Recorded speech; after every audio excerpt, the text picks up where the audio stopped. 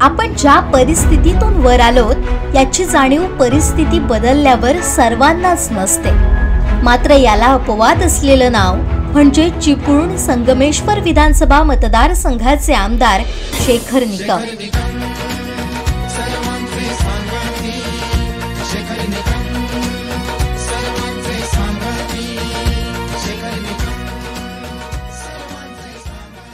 आपल्या मतदारसंघातील शेवटचा घटक सुद्धा कोणत्याही सोयी सुविधांपासून वंचित राहू नये यासाठी धडपडणारं नेतृत्व म्हणजे आमदार शेखर निकम।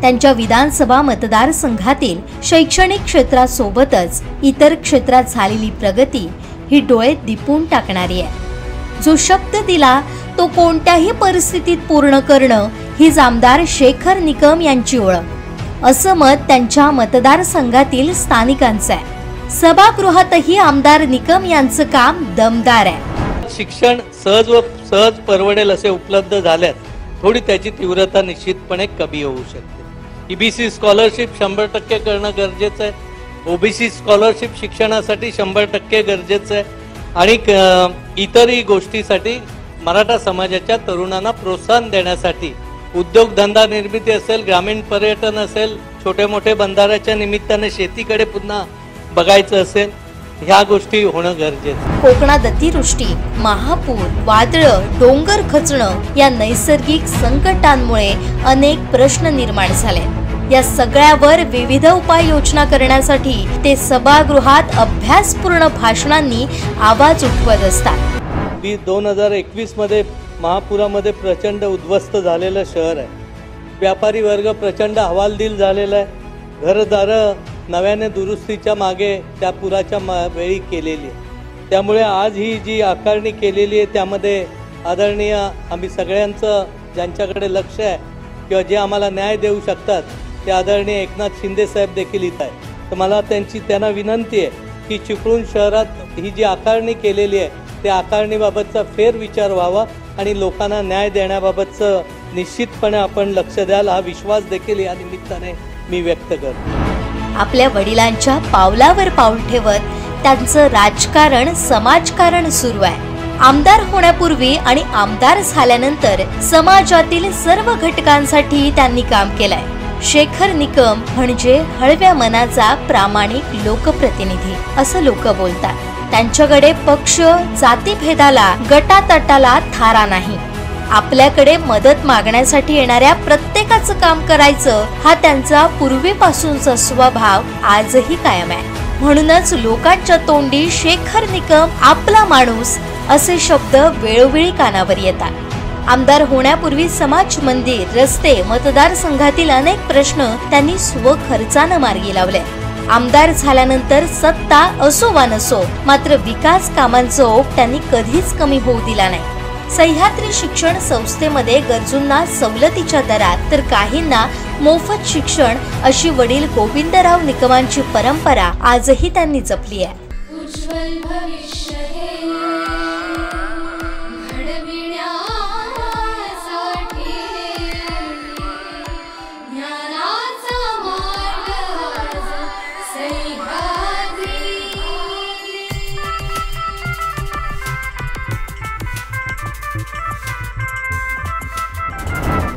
आपली ही गोविंदराव निकम आणि माध्यमिक आणि उच्च माध्यमिक विद्यालय सावर्डी ही शाळा तालुक्यात प्रथम आलीच, रत्नागिरी जिल्ह्यामध्ये पण प्रथम आली आणि त्याचबरोबर विभाग हा 5 जिल्ह्यांचा आहे।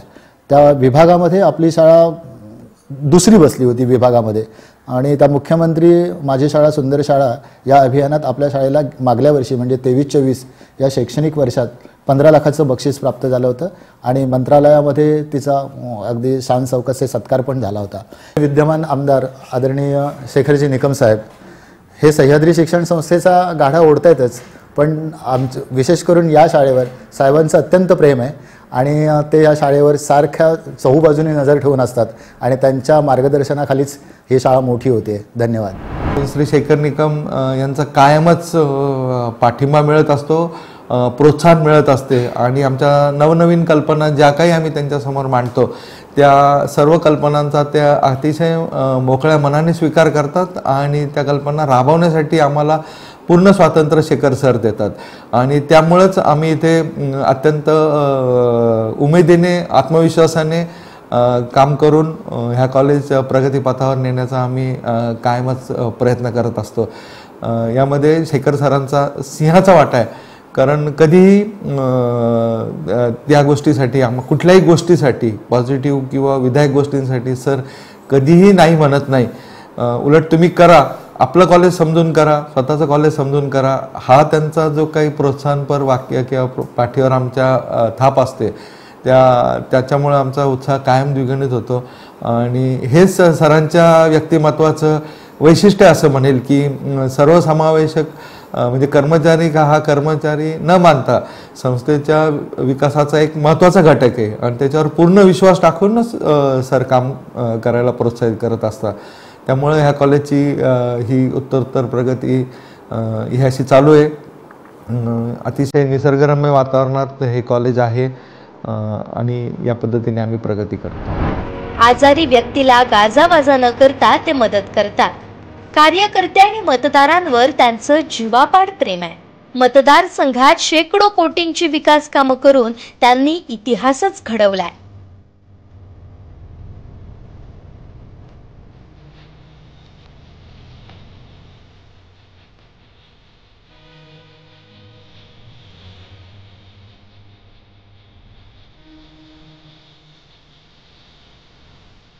चिपळूण शहर आणि परिसरात जुलै 2021च्या महापुराच्या काळात लोकांच्या मदतीला आपल्या संस्थेच्या संपूर्ण यंत्रणेसह ते उतरले होते.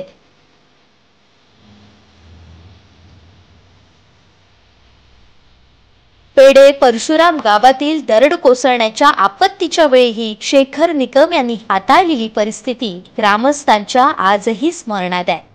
कृषी, फलोद्यान, क्रीडा, शैक्षणिक, सामाजिक, सांस्कृतिक क्षेत्रातही त्यांचं कार्य उल्लेखनीय आहे. त्यांनी खरवते इथं जमिनीवरून आणि जमिनीखालून वाहणारे पाणी अडवण्याचा यशस्वी प्रयोग केला.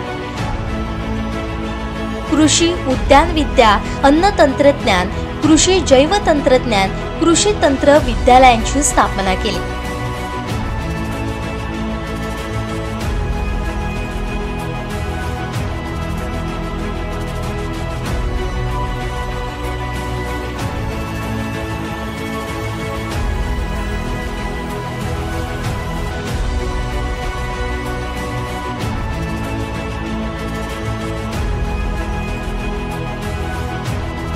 सह्याद्री फलोद्यान, वनौषधी उद्यान, लाखी बाग, स्वावलंबन केंद्र, पशुसंवर्धन, पोल्ट्री प्रोसेसिंग निर्माण केलं.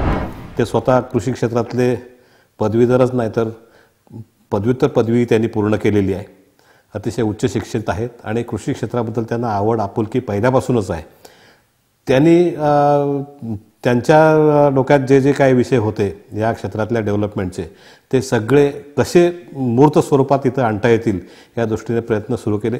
आणि 2001ला जेव्हा इथं सुरुवात झाली फारशा काही सुविधा नव्हत्या, पण तरीही जेवढं काही करता येईल मुलांना सुविधा पुरवता येतील तेवढ्या आपण देऊ, जेणेकरून या महाविद्यालयाचा लौकिक वाढेल आणि या मुलांना इथली जी पासआउट होणारी मुलं आहेत ही प्रॅक्टिकल ॲग्रिकल्चर ग्रॅज्युएट म्हणून बाहेर पडतील, स्वतः कृषी क्षेत्रात काहीतरी करतील जेणेकरून शेतकऱ्याचा फायदा होईल, त्याचा जीवनमान उंचावण्याकडे, असा त्यांचा हेतू पहिल्यापासूनच होता.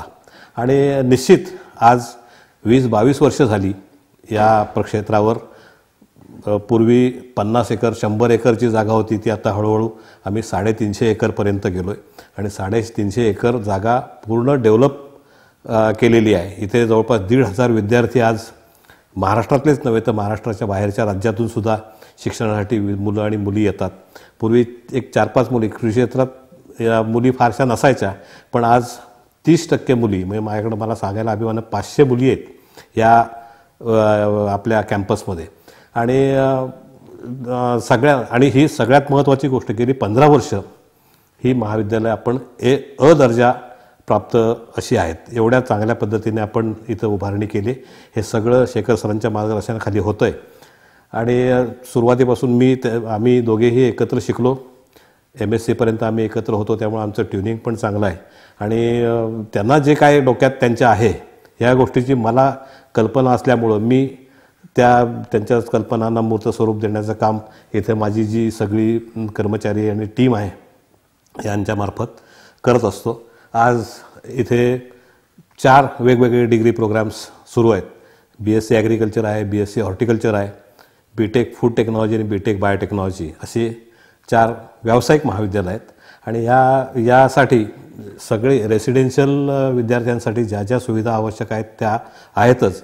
फील्डवर सगळं जे आवश्यक आहेत त्यामध्ये बेकरी असेल, fruit and vegetable processing unit असेल, मशरूमचं युनिट असेल, छोटी वायनरी पण आम्ही तयार केली आहे, वेगवेगळ्या ऑर्गॅनिक फार्मिंगचे मॉड्यूल्स आहेत,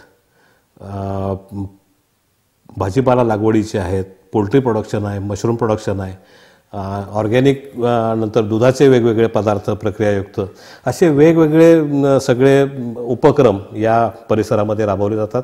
पशुधनही आमच्याकडे आहे आणि नारळ, आंबा, काजू, सुपारी, पेरू, मसाल्याची पिकं कुठलंही पीक या भागात येणारं आमच्याकडे नाही असं नाही आहे. लँडस्केपिंगसुद्धा वेगवेगळ्या गार्डन्स त्या मुलांना अभ्यासात असतातच, तर त्याचाही चांगल्या प्रकारे उपयोग करून घेतला आहे. एक भव्य इंडोर स्टेडियम आम्ही आता लवकरच या वर्षभरात पूर्णत्वाकडे नेणार आहोत. 13 एकर क्षेत्रावर या महाविद्यालयाचं एक स्पोर्ट्स कॉम्प्लेक्स आता उभं राहिलं आहे. एक क्रिकेटसाठी मोठी 3 विकेट्स सीझन क्रिकेटच्या तयार होतील. यासाठी बरेचसे शेखर सरांचे बरेच मित्र आहेत क्रिकेटमध्ये असणारे, जे समीर दिघे असतील, चंद्रकांत पंडित आहेत, नरेंद्र हिरवाणी आहेत, दिलीप वेंगसरकर असे मंडळी इथे येऊन गेलेत आणि ते प्रत्येक वेळेला मार्गदर्शन करत असतात. आणि त्यांच्या सगळ्यांच्या मार्गदर्शनाखाली हे मैदान या 3 विकेटसहित या वर्षभरात आपण उपलब्ध करून देणार आहोत या विद्यार्थ्यांना आणि विद्यार्थिनींना पण. त्यांचं शरीर सुदृढ राहायला पाहिजे यासाठी 4 वेगवेगळ्या मॉडर्न जिम्स आहेत, म्हणजे ॲडिशनल फॅसिलिटी म्हणून, आणि ह्या निःशुल्क असतात. यासाठी आम्ही कुठली फी वगैरे आकारत नाही. आणि जेवणाच्या बाबतीतसुद्धा ना नफा ना तोटा बेसवर आम्ही इथं मेस चालवतो. कुठलंही त्यात प्रॉफिट मेकिंग बिझनेस म्हणून त्याचा हे करत नाही. त्यामुळं सर्वसामान्य कुटुंबातली, गरीब कुटुंबातली, जी शेतकरी कुटुंबातली मुलं आपल्याकडे येतात तर त्यांना फारसा बोजा पडू नये आर्थिक, या दृष्टीने आमचे सगळे प्रयत्न चालू असतात. या महाविद्यालयामध्ये मला सांगायला नक्की अभिमान वाटतो. वेगवेगळ्या वर्षात वेगवेगळ्या शासकीय पदांवर बऱ्याच मुलांची सिलेक्शन झालीत. त्यामध्ये महसूल असेल, म्हणजे डेप्युटी कलेक्टर आहेत, तहसीलदार आहेत, रजिस्ट्रार आहेत, सहाय्यक निबंधक ते झालेले आहेत, बँकिंगमधले बरेचसे आहेत, पोलीस डिपार्टमेंटमध्ये बरेच सारे PSI म्हणून मुलं आणि मुलींचं सिलेक्शन झालेलं आहे. आत्ता बँकेमध्ये कर निरीक्षक आहेत आणि कृषी विभागामध्ये तर बरेच विद्यार्थी आहेत. याबरोबरच मला सांगायला त्यापेक्षा जास्त आनंद असा होतो की बरेचसे माझे विद्यार्थी कृषी उद्योजक म्हणून नावारूपाला आलेले आहेत. या सगळ्यांचं आम्ही कौतुक करतो. एका वर्षात आपल्याकडे जे ॲन्युअल फंक्शन असतं, या फंक्शनला त्या वर्षात जे काही कर्तबगार मुलांची कर्तबगारी आपल्यासमोर येते तर त्यांना मुद्दाम बोलवून या सगळ्या विद्यार्थ्यांसमोर आम्ही त्यांचा सत्कार, त्यांचं कौतुक करतो आणि त्याच्याकडून प्रेरणा मिळून बाकीचे विद्यार्थी तसे तयार होतील अशी आमची त्यामागची भावना आहे. यामध्ये आम्हाला नक्कीच यश मिळेल. ॲकॅडमिक्समध्ये सुद्धा बरेच विद्यार्थी म्हणजे शेकड्यामध्ये आहेत आता, ज्यांनी MSc केली, म्हणजे पोस्ट ग्रॅज्युएशन केलं ॲग्रिकल्चरमध्येच. काही विद्यार्थ्यांनी बिझनेस मॅनेजमेंटचे पोस्ट ग्रॅज्युएशन केलं. जवळपास 20-22 विद्यार्थी परदेशामध्ये त्यांची डिग्री पूर्ण करून आज काही जण तिकडेच राहिलेत आणि काही तिकडून इकडे येऊन भारतातल्या शेतकऱ्यांसाठी काही ना काही करण्याचं काम करतायत. या सगळ्याचा विशेष आनंद आम्हाला नक्की आहे. शेतकरी, बेरोजगार तरुण आणि महिलांसाठी सहकारी संस्थांची स्थापना केली. 50 ग्रीन हाऊस उभारण्यासाठी सहकार्य केलं. गांडूळ खत, कंपोस्ट खत निर्मितीसाठी शेतकऱ्यांना प्रोत्साहन दिलं. शेतकऱ्यांसाठी प्रशिक्षण वर्ग आणि शेतकरी मेळाव्यांचं आयोजन केलं. कृषी विकासासाठी गावं दत्तक घेऊन फळझाडं लागवडीसाठी प्रोत्साहन दिलं. भाजीपाल्यांचे बियाणे आणि रोपांचं वाटप केलं. वनराई बंधारे बांधले. जलजीवन अमृत घनकचऱ्याचं व्यवस्थापन केलं. जिल्ह्यातील विविध ठिकाणी प्रदर्शनं, मेळावे, व्याख्यानं घेऊन सामाजिक जागृती केली. शेखर सर साधारण 12वीपासून आम्ही म्हणजे BScला दापोलीमध्ये BScची 4 वर्ष, नंतर MScची 2 वर्ष असे एकत्रित आम्ही MScपर्यंत शिकलो. विद्यार्थी दशेतले जे सगळे उपद्व्याप असतात ते सगळे आम्ही केले. म्हणजे त्यांचे वडील त्याही वेळेला खासदार होते MScला आम्ही असताना, पण त्यांनी कधी त्याचा रुबाब किंवा त्याचा बडेजाव कधी केला नाही. ते आमच्यासारखेच, जसे आम्ही फार चांगल्या परिस्थितीत कोणीच नव्हता त्यातला, तरीसुद्धा सगळेजण आम्ही एकत्रित आजही आहोत. या 40व्या वर्षात दरवर्षी आम्ही सगळेजण एकत्र येतो सरांसहित. एक त्यांना थोडा वेळ कमी मिळतो, पण थोड्या वेळासाठी तरी का होईना आमचे सगळे मित्र खूप उच्च पदावर आहेत, चांगल्या चांगल्या पोझिशनवर आत्ता काही रिटायर व्हायला लागलेत, आणि ते सगळेजण वेळ काढून एकत्र एका दिवशी येतात. त्यात शेखर सर पण येत असतात. खूप चांगले स्पोर्ट्समन आहेत. त्या कॉलेजच्या काळामध्ये त्यांनी क्रिकेट आणि बॅडमिंटन या दोन्ही गेममध्ये नॅशनलपर्यंत त्यांनी खेळ दाखवला आहे. नॅशनल लेवलपर्यंत ते खेळलेले आहेत. बाकी अतिशय शांत संयमी असल्यामुळं फारशा खोडकर उपक्रमामध्ये फार नाही, पण असायचे काही गोष्टी त्यांना ज्या जमायच्या त्याचा उपयोग आम्ही इतर करून घ्यायचो. म्हणजे समजा कुठं झाडावरनं आंबे काढायचे आहेत किंवा नारळ काढायचे आहेत, विद्यापीठाच्या किंवा आमच्या कॉलेजच्या परिसरातले, एक थ्रिल म्हणून, ते काय मिळत नाही म्हणून असा नव्हे, पण मजा काहीतरी करायला पाहिजे म्हणून असे उपद्व्याप करणे, आरडाओरडा, दंगा, खेळ हे तसं यावेळेला असायचेच सगळे. दूध काढायचो आम्ही गायींचं, तर त्यांना दूध काढण्यामध्ये त्यांची मास्टरी होती. ते घरी त्यावेळेला त्यांच्याकडे पण गायी होत्या, त्यामुळं दूध काढणे, त्यांना चाराविरा अमुक होतं. आमच्या कॉलेजची डेअरी होती ना, तर त्या डेअरीमध्ये रात्री जाऊन गायींचं दूध काढायचं, बादल्या आपल्याच घेऊन जायच्या आणि येऊन ते सगळ्यांनी पिऊन टाकायचं. अशी गमती काही गोष्टी त्यावेळेला, आत्ता त्या उघडकीस आल्या तर काय जरा वेगळं वाटेल, पण ठीक आहे, त्यावेळेला काही गोष्टी ज्या घडायला पाहिजे त्या घडतात. बऱ्याचशा गोष्टी त्यामुळं आम्हाला लक्षात पण येतात. आता आमची मुलं इथली तसंच काय करत असेल तर थोडंसं कानाडोळा करतो.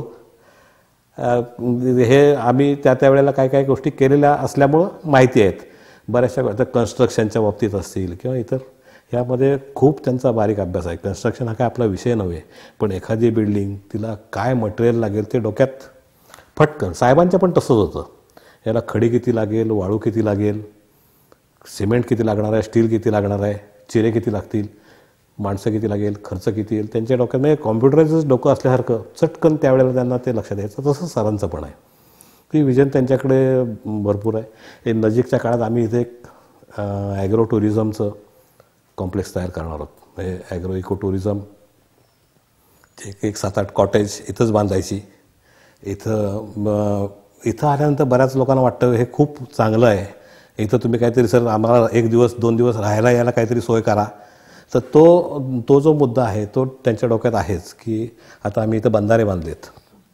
इथं मार्च-एप्रिल नंतर पाण्याचा आम्हाला तुटवडा भासायचा. मग त्याच्यावर उपाय काय, तर आम्ही छोटे छोटे, सरांची ही एक संकल्पना खूप पुढं घेऊन गेली, की छोटे बंधारे बांधायचे सिमेंटचे. आता आम्ही 150 फूट रुंदीचा बंधारा बांधला, खाली 12 फूट त्याची खोली आहे. म्हणजे अंडरग्राऊंड वॉटर पण जो फ्लो असतो तो पण आम्ही टॅप केला. आणि त्याचा परिणाम असा झाला की आज मे एंड, म्हणजे पाऊस जूनमध्ये जरी आला तरी आमच्या ह्या सगळ्या 1,500 मुलांना पाणी पुरतं. तो एक खूप चांगला उपयोग झाला. असे 1, 2, 3, 4, 5 असे 150 मीटरवर असे 6 बंधारे पूर्ण झाले, 7वा चालू आहे. व त्याचा भविष्यात आम्हालाच असं नव्हे तर आजूबाजूच्या लोकांना सुद्धा त्यांच्या विहिरी रिचार्ज झाल्या आणि त्याचा पाण्याचा त्यांना फायदा नक्की मिळाला आहे.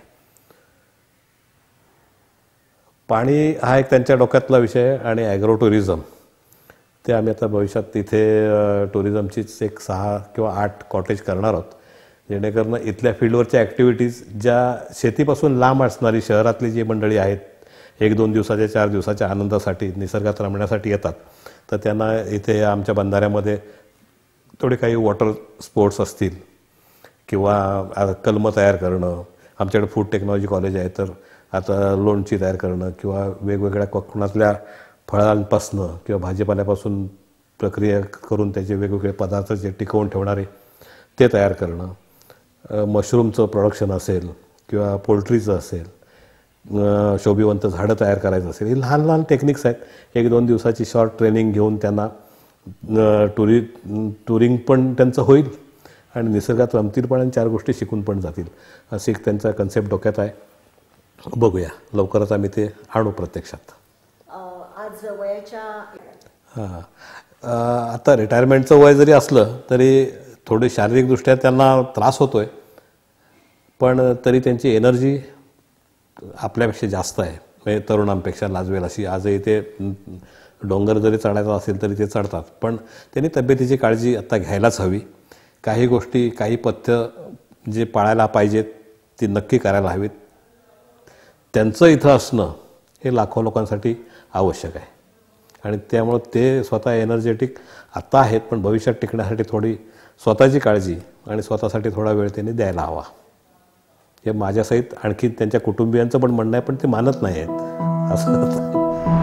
गरीब गरजू विद्यार्थ्यांना गणवेश, पुस्तकं, वह्या, इतर शैक्षणिक साहित्यांचं मोफत वाटप केलं.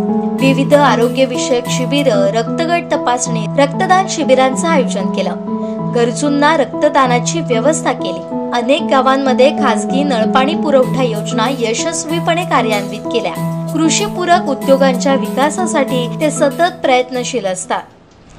1 मार्च हा आमच्यासाठी एक भाग्याचा दिवस असतो, कारण आदरणीय आमदार शेखर जी निकम सरांचा वाढदिवस असतो आणि यावेळी 59वा वाढदिवस आम्ही साजरा करणार आहे. खरं तर शेखर सर यांना एक मोठा वारसा या राजकीय सामाजिक क्षेत्राचा स्वर्गीय निकम साहेबांपासून आलेला आहे आणि तो एक चांगल्या पद्धतीने ते हाताळत आहे याचं अनेक ठिकाणी तुम्हाला प्रत्यय देखील आला असेल. खरं तर शेखर सर हे सामाजिक असू दे, राजकीय असू दे, शैक्षणिक क्षेत्र तर त्यांचा हातखंड आहे, क्रीडा क्षेत्र असू दे, सर्वच क्षेत्रामध्ये सरांचं काम आमदार होण्याच्या आधीपासूनच चालू होतं. मग त्यामध्ये कुठेही त्यांचा म्हणजे मला ते पाहिजे म्हणून असं कधी केलं नाही, तर एक समाजाचा आपण काहीतरी देणं लागतो हे आम्ही निकम साहेबांपासून शिकत आलो आहे. त्याच मार्गाने शेखर सर आज काम करत आहेत आणि नक्कीच या चिपळूण संगमेश्वर जनतेने पुन्हा एकदा त्यांना काम करण्याची संधी दिलीत. एक राजकारणी म्हणून बघायला गेलं तर शेखर सर तसे राजकारणी अनेक जण असतात, पण शेखर सर तसे राजकारणी नाही आहेत. एक सुसंस्कृत, अभ्यासू आणि स्वतः शेखर सर मास्टर्स आहेत, म्हणजे मास्टर्स इन प्लांट पॅथॉलॉजी, ज्याला आपण प्लांट डॉक्टर म्हणतो.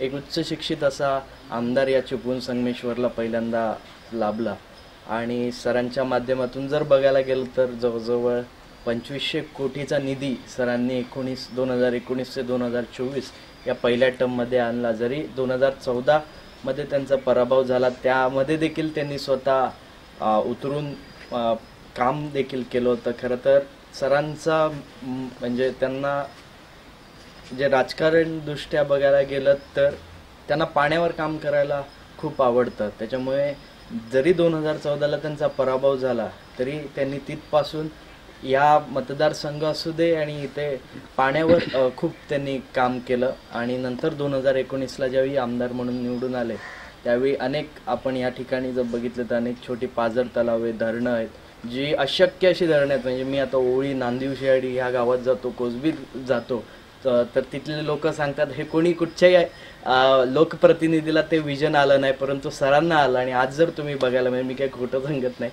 आज जर तुम्ही बघायला गेलं तर काम जवळजवळ कोसबी धरण पूर्ण होत आहे, नांदिवसे ओळीची धरण येत्या 2 वर्षात पूर्ण होत आहेत, आपलं सावर्डे खोतवाडीचं एक धरण आहे ते 2-3 वर्षात पूर्ण होईल. म्हणजे अशा पद्धतीने एक विधायकदृष्ट्या एक प्रोग्रेसिव्ह विजननं काम करणारं शेखर सरांचं नेतृत्व आहे. मग क्रीडासाठी उल्लेख केला तर क्रीडासाठी चिपळूणचे अनेक मैदानं विकसित करण्याचा पवन तलावपासून त्यांचा मानस आणि त्या हेतूने काम देखील चाललं आहे. राधा गोविंद फाउंडेशन जे शेखर सर अध्यक्ष आहेत आणि माझी आई उपाध्यक्ष आहेत, त्यांच्या माध्यमातून महिलांसाठी वेगवेगळ्या ॲक्टिव्हिटी आणि रोजगार निर्मितीचे प्रशिक्षण आणि ह्या गोष्टी चालू असतात. त्याच्यामुळे यात राजकीयदृष्ट्या बघायला गेलं तर आम्ही राजकारण हे समाजसेवा म्हणूनच एक म्हणजे एक आम्ही लक्षात घेतो आणि त्या हेतूनं शेखर सर काम करतात. नक्कीच हा वाढदिवस आपण पुन्हा एकदा एका चांगल्या पद्धतीने एक सामाजिक हेतून आपण साजरा करणार आहोत। बचत गटांच्या माध्यमातून फळं आणि भाजीपाला प्रक्रिया, रोपवाटिका उद्योगांना त्यांनी चालना दिली। शैक्षणिक संस्थांना ग्रंथालय, व्यायामशाळा, क्रीडांगणं इत्यादी निर्मितीसाठी मार्गदर्शन, सहकार्य केलं। सांस्कृतिक विकासासाठी विविध स्पर्धांचं आयोजन केलं। विविध खेळांच्या तालुका, जिल्हा, विभागीय तसेच राज्यस्तरीय स्पर्धांचं आयोजन केलं। तालुक्यात सुसज्ज इनडोअर क्रीडांगणाची निर्मिती केली। तालुक्यात क्रीडा संकुलाची उभारणी केली।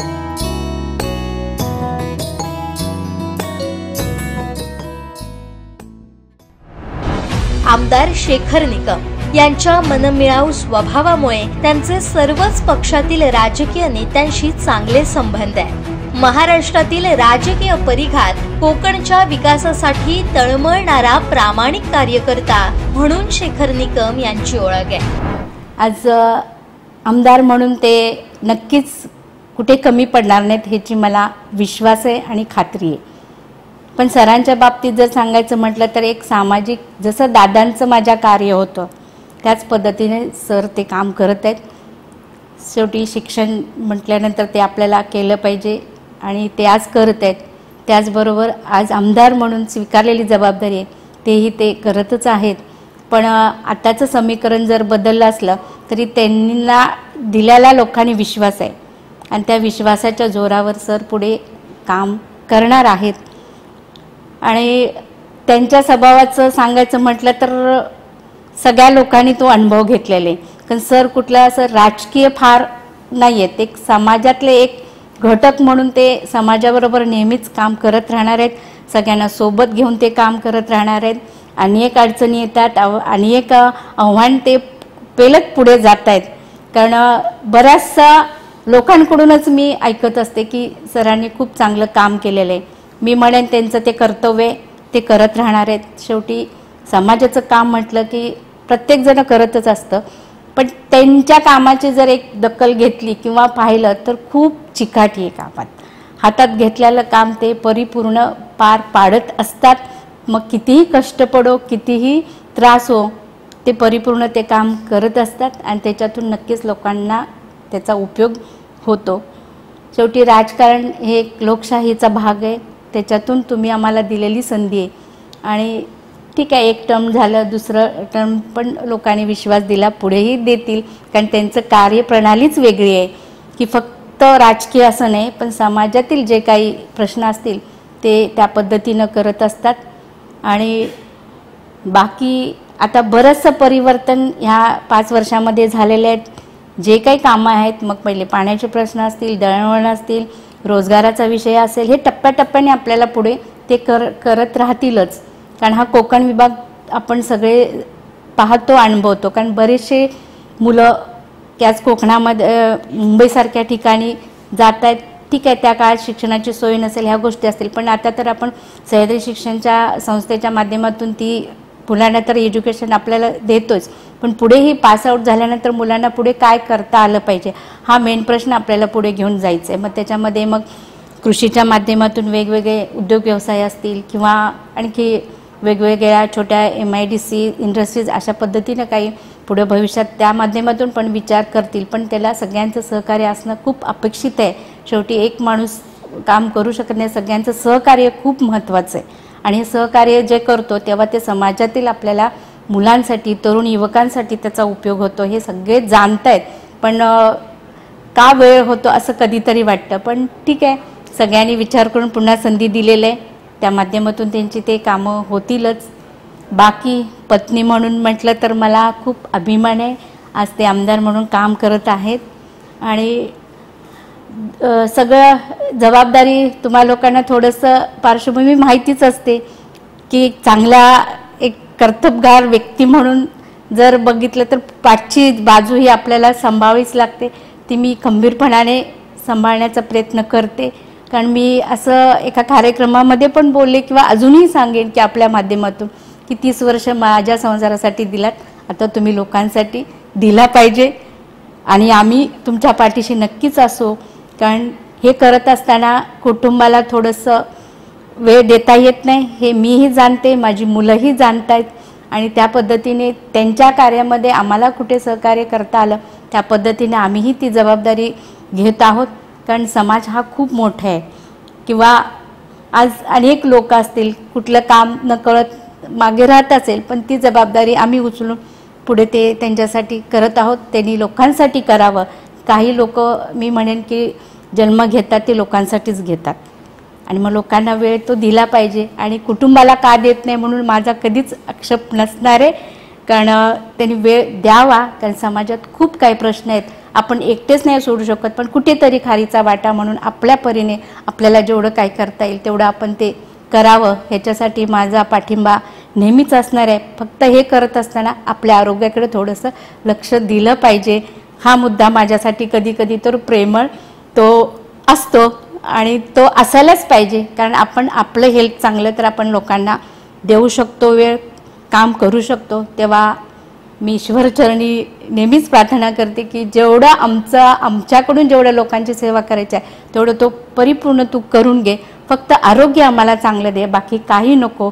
लोकांची सेवा हेच आमचं सगळं ध्येय आहे. तर तुम्ही तो आशीर्वाद आमच्या पाठीशी राहावा. कारण दादा आणि माझी आई म्हणजे सासूबाई यांची थोर पुण्य आहे ही तर आमच्या पाठीशी असणारच आहे. कारण त्यांनी जे काम केलं ते समाजासाठी निस्वार्थी काम केलं आणि तोच वसा वारसा आज शेखर साहेब करतायत आणि त्या पद्धतीने ते करत राहतील. आणि त्यांना मला त्यांच्या वाढदिवसासाठी माझ्याकडून शुभेच्छा. महाराष्ट्राचे उपमुख्यमंत्री अजितदादा यांच्याशी त्यांच्या असलेल्या कौटुंबिक संबंधांमुळे त्यांना मतदारसंघातील विविध प्रश्न आणि विकास कामं सोडवण्यासाठी नेहमीच मदत झाली आहे. अनेक वेळा मतदारसंघातील प्रश्न सोडवण्यासाठी लोकांना, नेत्यांना, ग्रामस्थांना थेट मंत्रालयात नेऊन अजितदादा आणि विविध खात्यांचे मंत्री, सचिव यांची एकत्र भेट घेऊन प्रश्न सोडवले आहेत. त्यामुळे अशा जनतेच्या मनातील नेत्याला आगामी काळात मोठं मंत्रिपद मिळो आणि त्यांच्या हातून कोकणची सेवा घडो हीच वाढदिनी टीम कोकण 7 लाईव्ह कडून मनपूर्वक शुभेच्छा.